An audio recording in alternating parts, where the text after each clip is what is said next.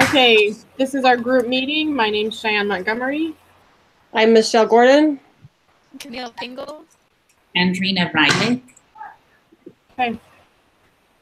So this week we read the talk, Mothers Who Know by Sister Beck, and then we read kind of a rebuttal called What Women Know. And we have a couple questions here to talk about. Are you guys good if I just read them and we talk? Yep. Okay. Which of these readings do you side with more and why? Well, I really love the Mothers Who Know. I side with it more because it's more applicable, I feel like, in my family. I never thought that I could say that about a church talk, but I like how Sister Beck applies it to all women. She talked about women who do not have children, and she talked about, in my situation, so I'm a mother to children that are not mine. And it's different. I think that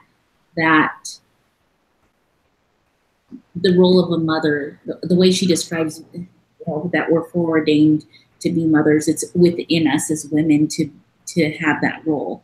And the other article was more like it's not in you, it's learned. It's something you can be trained to do. And it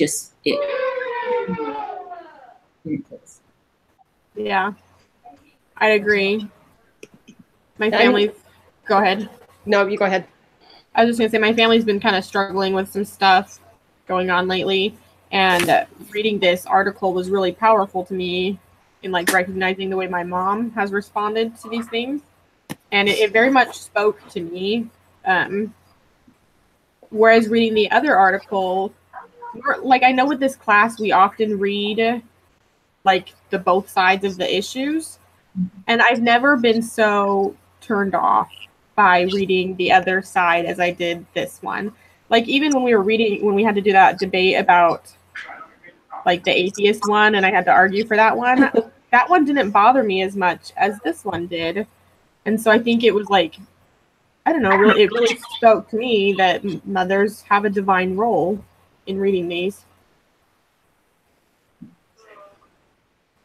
Yeah, I mean, I think the other article had some good points, some good argument points. But the talk was very specific in the nurturing and the good qualities of being a mother. And I really liked that. It was just really soft. And the other one was more kind of harsh to me. But Mothers Who Know, I mean, that talk's been around for quite a while now. And we've all had a lesson in Relief Society about it. We all kind of connected to that talk, I feel like, as women, and in our roles as either, even if we don't have children, we're teachers in primary or working with kids, nurturing. So, and not that men can't do that either, but I think it's just in our divine nature. But the other one's saying it's learned. It's a learned response.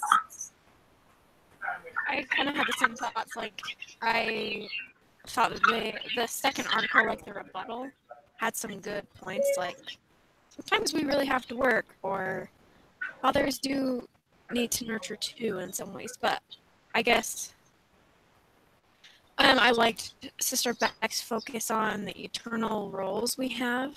One of the quotes, she said, "This is our special assignment and role under the plan of happiness." So I can see where the other side maybe got a little, I don't know, maybe they didn't have the spirit with them, but I can see where a couple lines it was like, this involves cooking and cleaning and blah, blah, blah. I can see how women would, of course, get upset about that and get like, well, it's not about having a clean house and being a perfect baker or stuff like that, but I think she focused a lot more on our divine roles. And even though it includes those things, it goes much, much deeper than that. And maybe they missed that aspect of it. Is nurturing isn't just doing the laundry, housekeeping. Like yeah. And so I think maybe that was just missed, whether it be lack of spirit or something like that. So. Right. That kind of leads into the next question. What did you think was the tone and focus of the What Women Know article? Did you see any of the philosophies of men mingled with doctrine? If so, where? This is what I was going to comment on, was a lot of the things that they said in that article were things that I agree with and things that I think Sister Beck agrees with. But it made it sound like, it was almost like putting words into her mouth that she said something contrary to those things. So I feel like it was saying we disagree and this is why, but then those reasons why were actually, I felt like were reasons why that we believe in too. Does that make sense? Yeah, I mean, there's a lot of things in there that I agree with completely. It was the tone a little bit wasn't as soft, and it's more, I don't know, harsh. And they're Startup. One of the things that I felt like it mingled principle and thoughts of men was the effective parenting section. And effective parenting is learned behavior. And as parents, we learn and grow with each child. Children come with their own gifts, challenges, and freedom of choice. So we agree with that. right. And then so from their perspective, we reject teachings that encourage women to shoulder ultimate responsibility for every aspect of child rearing and family life, and to take on shame and guilt when things do not go according to plan. So I thought of the family proclamation about how parents, and this whole sentence goes from afar, like God puts parenting, and then it goes right and it sticks it to women at the end, and I'm like, whoa, how did we go from parenting to women? And I thought about the family where it starts at the funnel, it stays at the funnel, it doesn't bring it right, it doesn't mix. It's not, and that's what happened is when we think about the family proclamation, it says parents, or they carry equal responsibility. It doesn't say that we should have shame and guilt, but hey, if we're going to be held accountable. So if that brings guilt, sorry, if you're shameful the way you parented, that's your problem. But there's that do come with it. So the way this is written, it's just saying these are the feelings you might have because you didn't feel it, but they're not saying that. They're just saying you shouldn't feel these things. And it's like, well, you probably will feel those things. You missed the boat somewhere. Well, even if you feel like you did everything you could do and your kids go astray or something, you still feel that guilt and a little bit of guilt and shame. And what did I do wrong? You know, even though you felt you did everything right. Yeah. So I don't even feel like Sister Beck. I don't even feel like Sister Beck said something like that women should shoulder all the responsibility or that they should feel guilty. So I don't even know why they were saying that, because that wasn't rebuttal to what she said. Yeah. There was another point in the rebuttal one. It was like the rejection of violence in all its forms, and it talked about the stripling warriors. I was just really confused by where that came from. I don't know, like, because she references she talks about it warriors at the beginning, and then I feel like that. Go ahead. Their point was just weird. It's like, we're filled with sadness, and like this isn't a success story. And I was like, oh my gosh, I don't know. It just totally beside the point. Yeah, I don't know. So that kind of just turned it all completely off for me, even though I do agree with some of their points. They just sounded really, I don't know. Twisted. Yeah. Extreme. I don't know. Yeah. Okay. If there were a document titled What God Knows About Women and Mothers, which of the two articles you read would most closely resemble that? Well, clearly Sister Beck. I mean, like, the general conference talks are by the prophet, so I don't know. Yeah. Okay. What do you know a woman's role to be in our Father's plan? Well, I think we are an equal.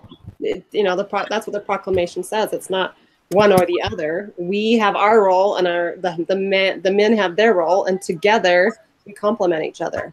It's not one is better than the other. So I think we are unequal with that. Right.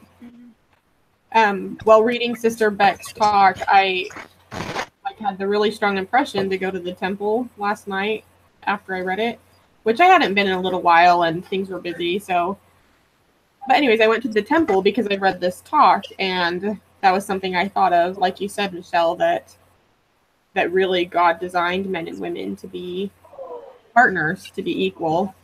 So, I mean, this is something I wrote about for another paper a long time ago, but Eve's name, like, that's where the word even comes from. Like, they're even, they're the same, Eve.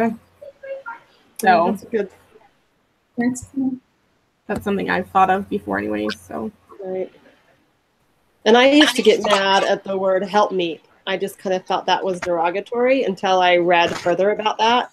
And it also means equal too, you know? yeah. Yeah. It's not, you know, when I hear that, I want to think lower, you know, you're here to help me out, servant type. Investigated that more. It was an equal partnership.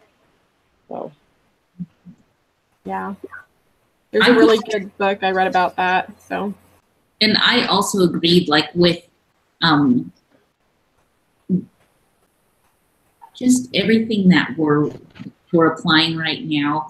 I really loved those articles, the civics one about citizens, because it had bits and pieces of the proclamation in it.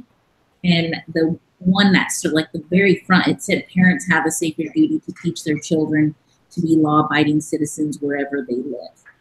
And it just kind of shows the church's view of parent. It's not calling one person out to do the job alone. They want us to work together. They want us to work as a team. They want our children to be involved in the community too, not just the parents. And I just feel strongly like the church teaches us that. Like they teach us as citizens to keep that tradition going within our families, so that we're not just like the Lone Rangers and this isn't just our religion, but our children grow up in it as a way of life, and it's something that they do and they can see the effects that our involvement in the community brings. And I feel like they get that training of leadership, not just in the home, but also in the wards, because even the kids have callings, you know, right. They have like the president and maids, and they have all these little callings for them to experience leadership, so that they have that opportunity. I could see, you know, that's part of the Father's plan for the children to be exposed to leaders. Mothers are leaders. I mean, women are big time leaders. I'm crying right now because we talked about the temple, and I think that's really special. I live 5 hours away from the closest temple, so it's just, we don't get there very often. It's a trip, like we have to stay the night. It's a big deal when we go, and I get to go twice a year. And so I felt the spirit when you said that. So I hope that your prayers were answered when you were there, because it's a blessing to go. Thank you. Thank you for telling me that. Thank you.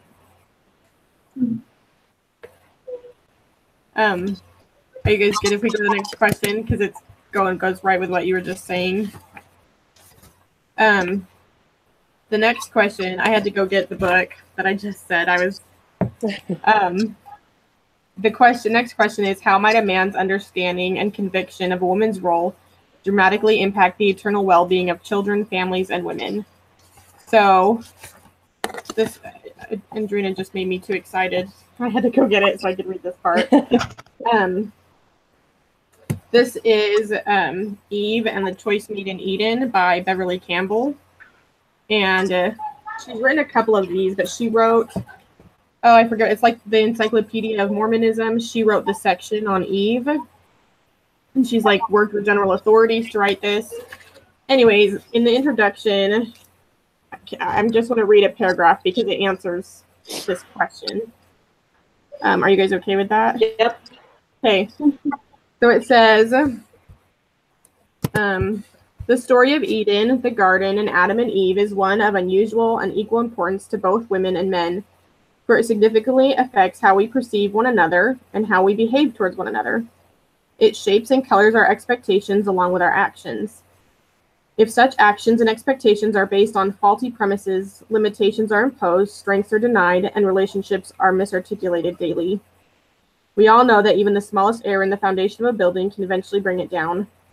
Errors in understanding the Eden story are not small, and until they are corrected, ignorance of their presence will continue to be manifested in grossly enlarged consequences to our social fabric.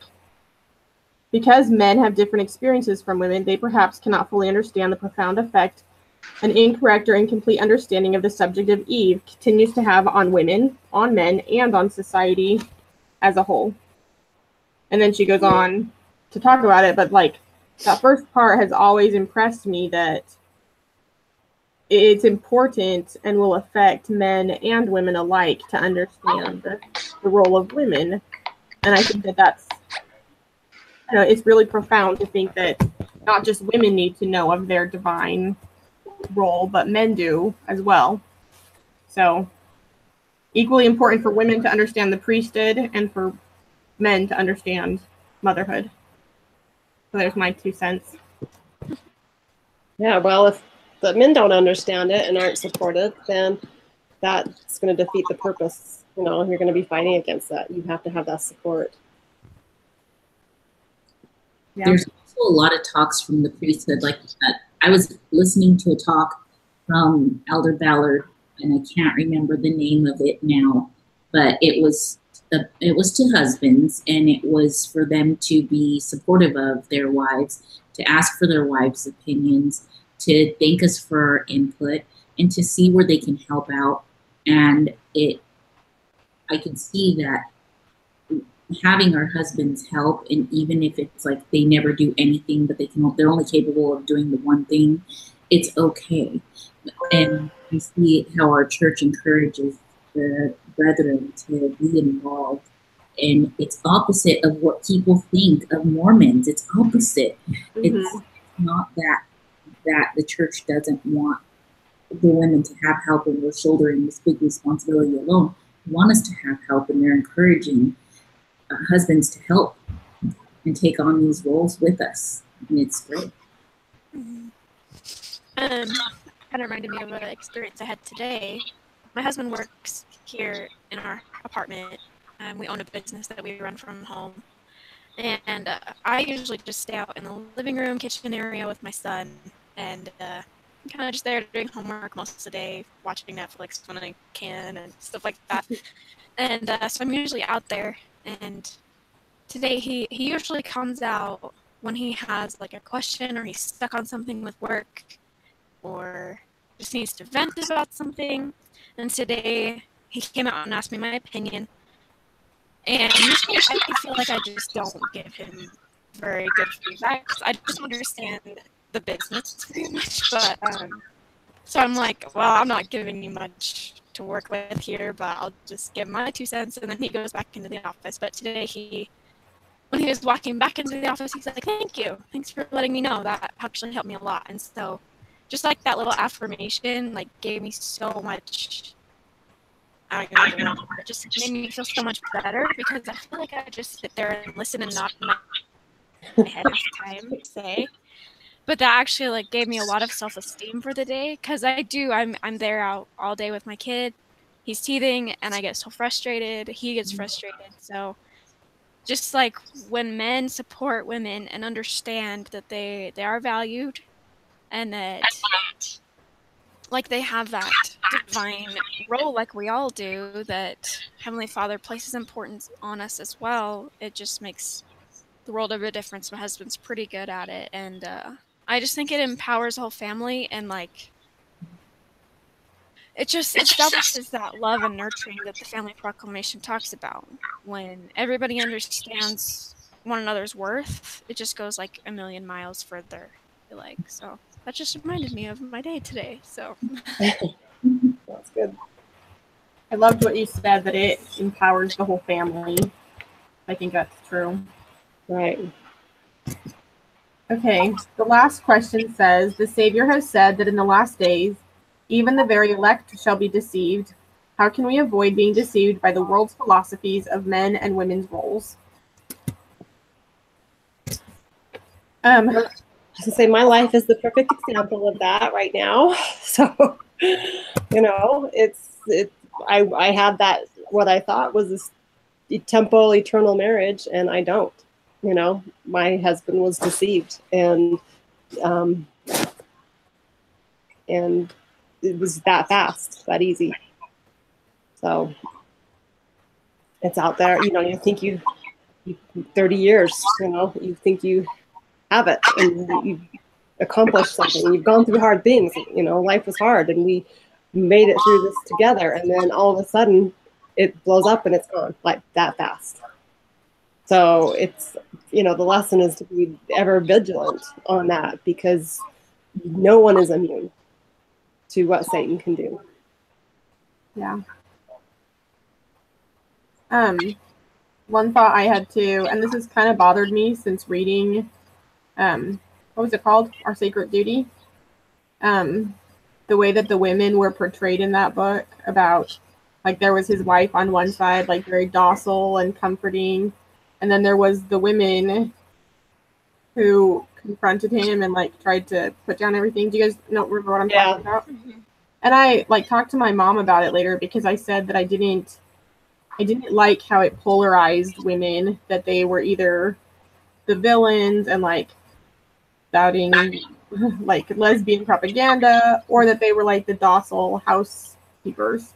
Right. And I said, really, women are like everywhere in between that. And I think that that's a deception these days, that if we don't want to be homemakers, we have to be super radical feminists. Right. I think that that's a problem. That's true. That's a good point. So got that off my chest.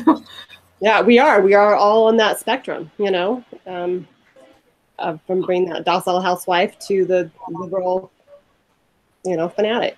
Mm-hmm. And we're all in between. So we shouldn't be labeled into one or the other. Yeah. Okay. Any other thoughts you guys wanted to share? I'm trying to think of what other, how can we avoid being deceived by the world's philosophies of men and women? And I think that as we learn about how these things affect us, everything comes back to education. By the way, I loved our blog. I know we didn't score as high as we all wanted to. There were a couple pieces missing, but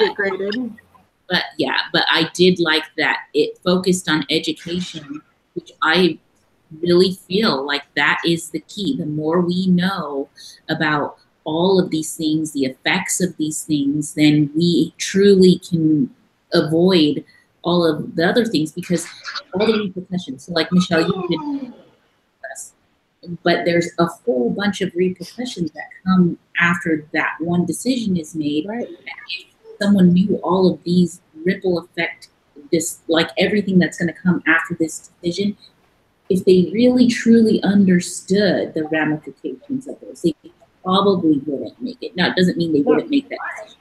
Right. No, he's even tried to backpedal and not want a divorce. But it's like, you can't do these things and then I can't go on. You know what I mean? That's just, it's you. Yeah. Understood all, like everything. Right. Then we could avoid, that's how we could avoid these philosophies of men and women, because we understand the effects of it. But and pride's huge. Pride is a huge thing in that, we get caught up in our own self and we forget about others and being humble. And I think that's a huge thing too, just to keep Satan away. One thought I had, in addition to all of that, was like, we watched General Conference this past weekend, and one thing I learned a lot about was using the gift of the Holy Ghost that we have much better than we are.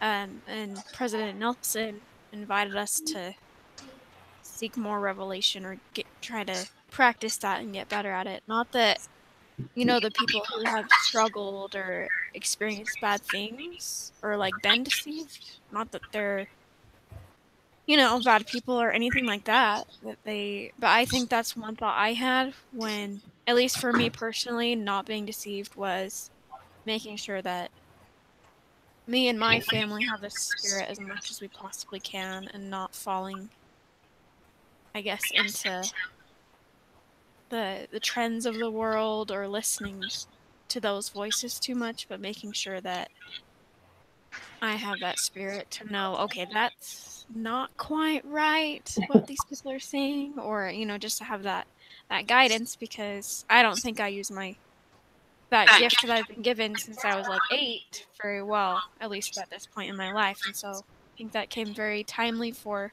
both family advocacy, but also just normal personal life. So I think that was just my thought for me personally.